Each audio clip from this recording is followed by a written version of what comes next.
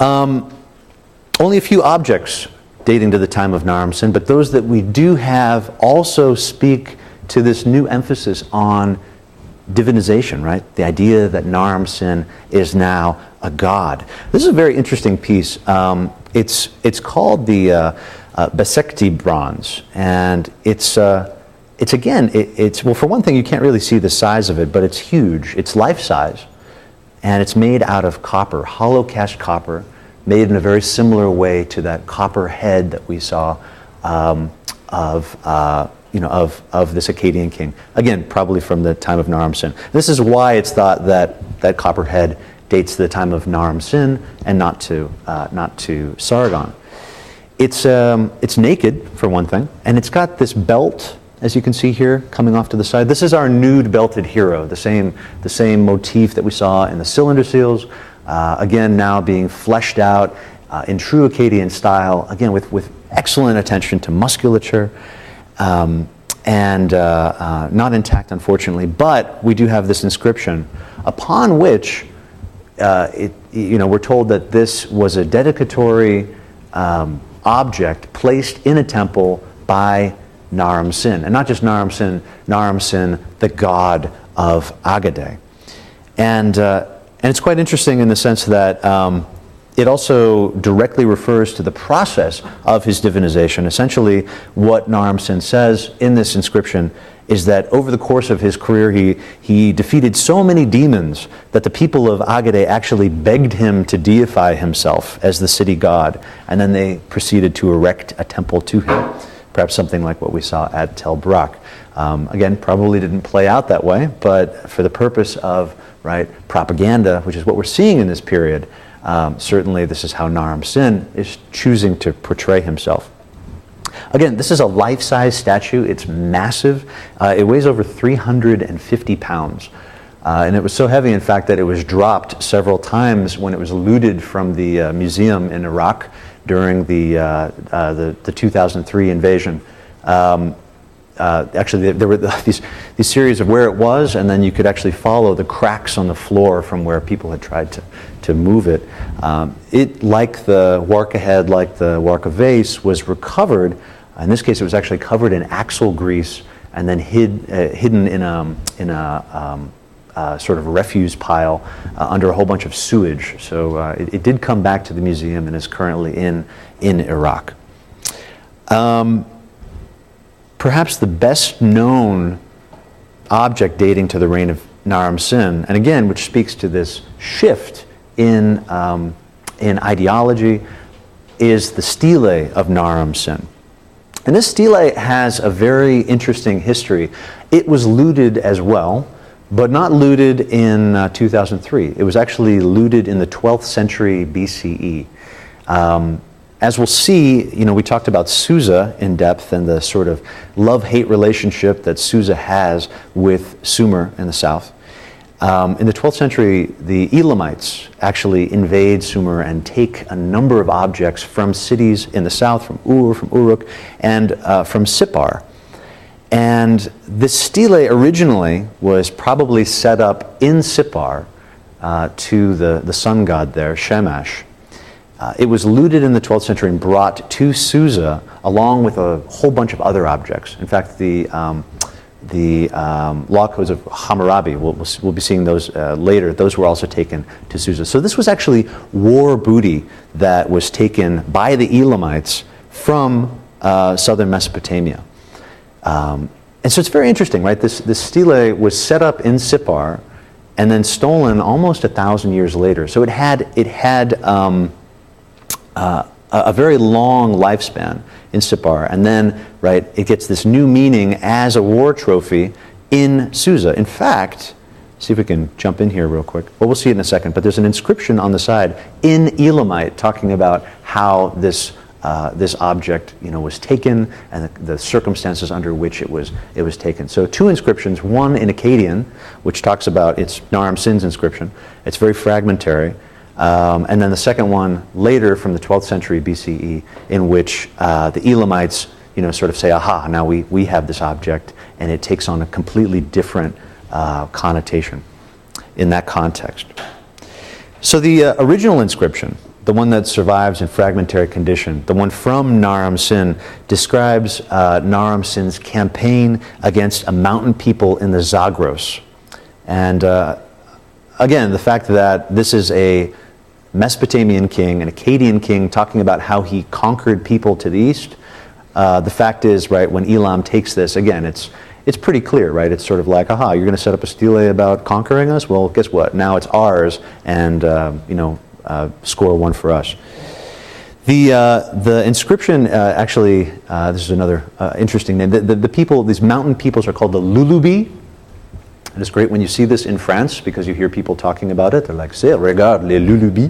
These are the Lulubis. There are mountain people in the Zagros, and Sargon is clearly defeating them as he walks over their bodies in this stele.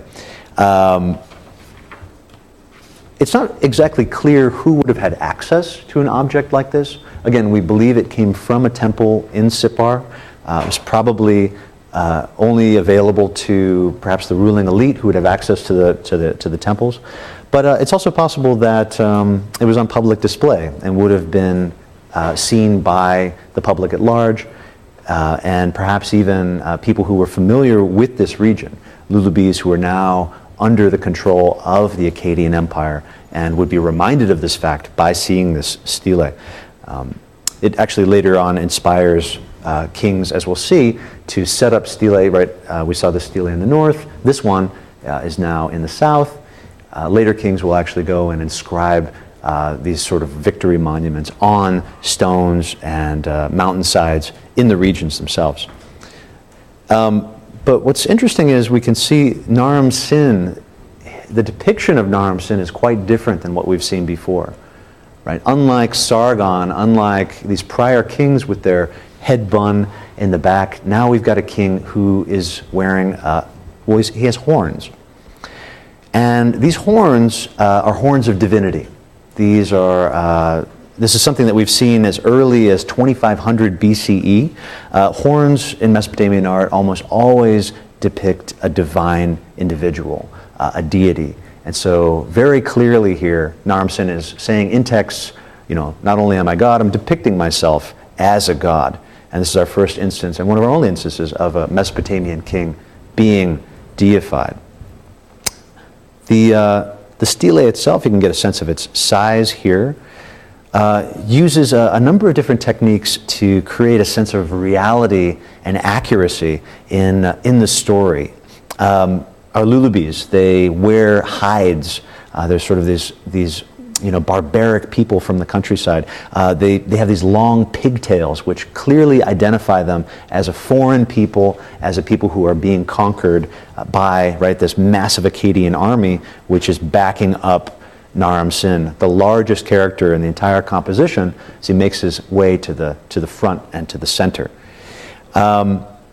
The object itself is interesting. It's made of pink sandstone, which is an interesting choice because sandstone, of course, is a very weak object. We can see, this hasn't really weathered the test of time.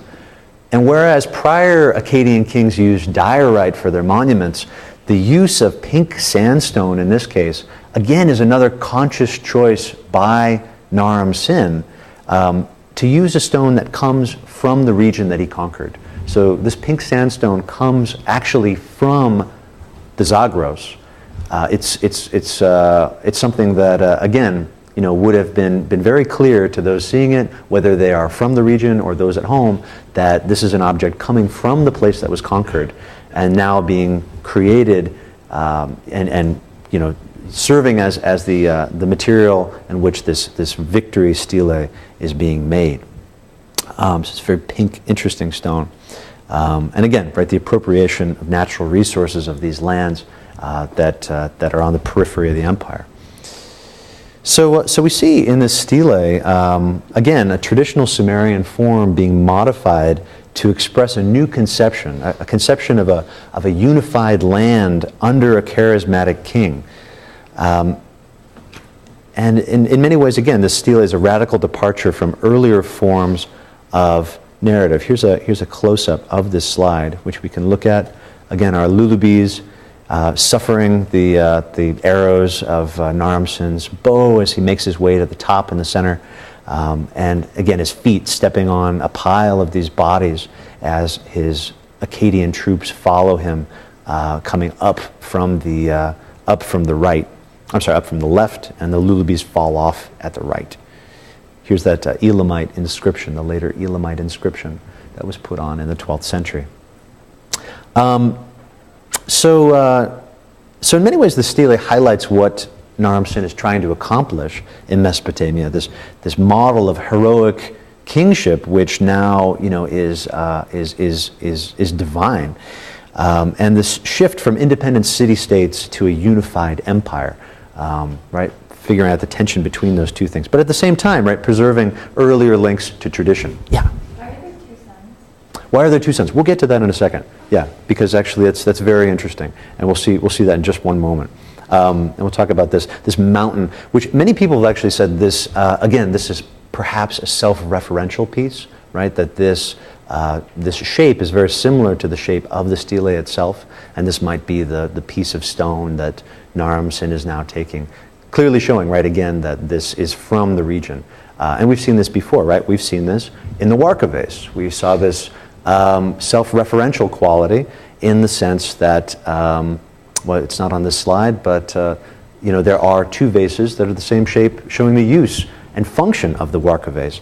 And we'll get to the suns in a moment, but let's just take a moment, especially since the midterm is coming up, to take a look at the progression of visual narrative that we've seen thus far in these Mesopotamian traditions. Right, with the Warka vase, we saw, our first example of the use of registers, this structured hierarchy with this layered activity, starting with water leading to our grain, our goats, our humans who are bringing offerings to perhaps Inanna, probably Inanna. And you can see here, actually, this is a broken piece here, right at the top of Inanna's head.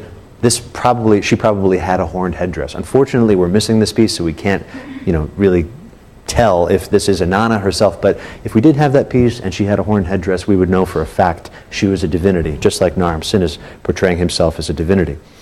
But again, this linear reading with each register moving in one direction, except at the top register where we encounter this juncture, this meeting between the divine and the secular, and this emphasis on clarity, the clarity of forms, this use of space, and these props which are clearly communicating, these attributes of Inanna, the self-referential attribute of the vase itself.